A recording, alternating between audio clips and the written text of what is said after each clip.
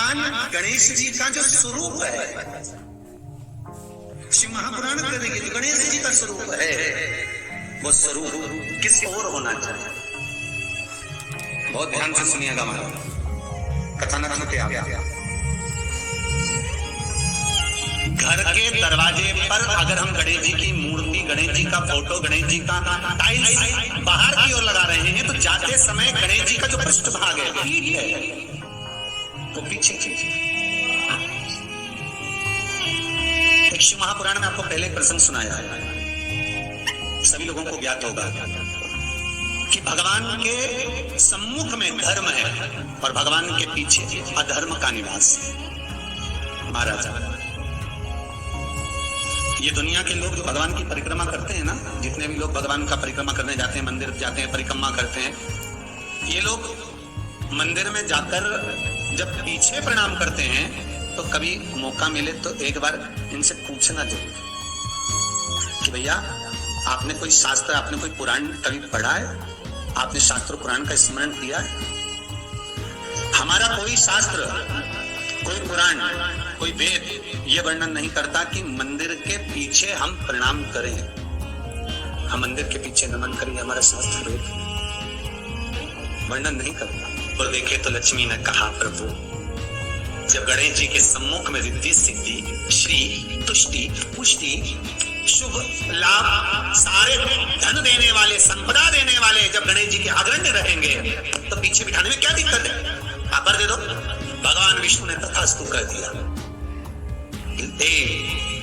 दरिद्रता दुख तुम्हें वर देता हूं कि तुम गणेश जी के पृष्ठभाग में विराजमान हो।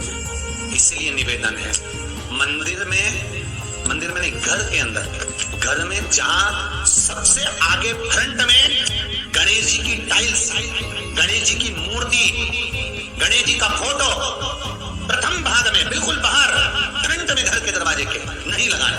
क्यों? जब जाओगे तो पृष्ठभाग गणेश जी का तुम्हारे जाते समय पड़ेगा। जीवन में दुख तकलीफ कष्ट आते ही रहेंगे।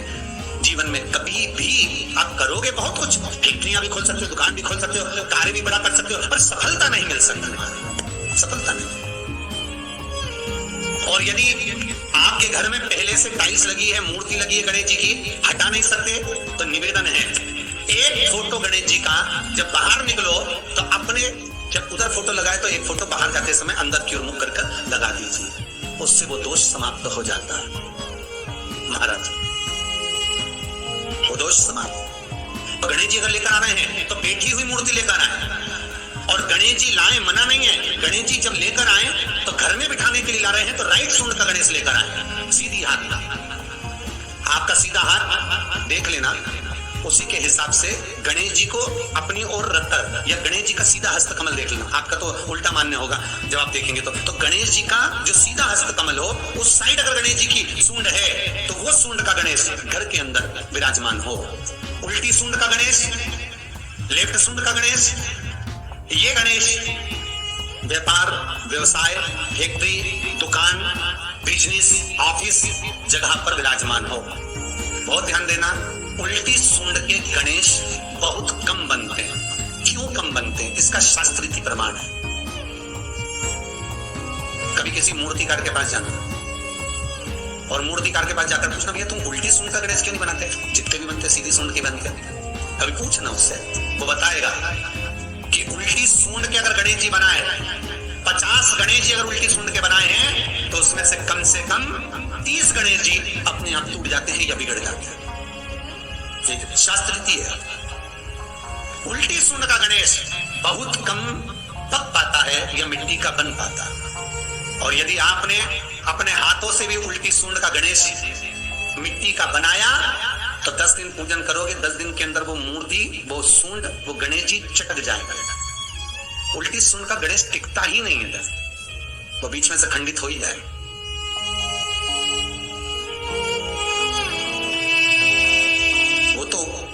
स्वयं गणेश जी कृपा करें, स्वयं विनायक कृपा करें और उल्टी सूंड के गणेश जी अपने को मिल जाएं और वो गणेश जी हमारे घर में आ जाएं तो वो फिर नहीं चले। सीधी सूंड के गणेश जी को मनाने के लिए महाराज मंत्र की 50 5 माला करना पड़ती है, तो समझ लो सीधी उल्टी सुन के गणेश जी को मनाने के लिए मात्र 5 माला में भगवान गणेश प्रसन्न हो जाते हैं। अर्थात उल्टी सुन का गणेश शीघ्र प्रसन्न होता है। महाराज ब्रजमंडल में जब कभी जाओ, मथुरा के पास में वृंदावन से आगे लोहवन पड़ता है।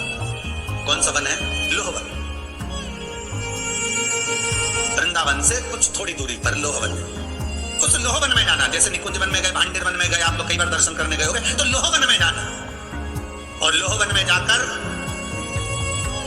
थोड़ा सा सरसों का तेल लेकर अपने ऊपर से 21 बार उतार कर लोहवन में भगवान शिव का स्मरण कर कर, यमुना का स्मरण कर कर, विष्णु और कृष्ण का स्मरण कर कर, वो तेल सामने एक मूर्ति मिलेगी जिसका शीश नहीं होगा, उस मूर्ति पर चढ़ा देना।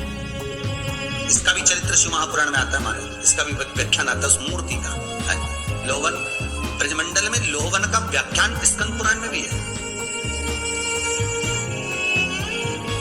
आप मेहनत कर रहे हो, फल नहीं मिल रहा, आप दुकान खोल रहे हो, चल नहीं रही है, आपका चित्तवृत्ति, आपके जीवन में सफलता आ ही नहीं रही, तो कहीं मत जाइए। आपके जीवन में 25 बार अंगूठी बदल के देख लिया, कभी पुखराज पहन लेते, कभी मोती पहन लेते, कभी नीलम पहन लेते, कभी कोई महाराज ने कहा तो ये कर लिया, कभी कोई महाराज बोला तो ये कर लिया, फल नहीं मिले, कहीं मत जाओ, कुछ मत पहनो, उसकी शरण में जाओ, उसकी शरण।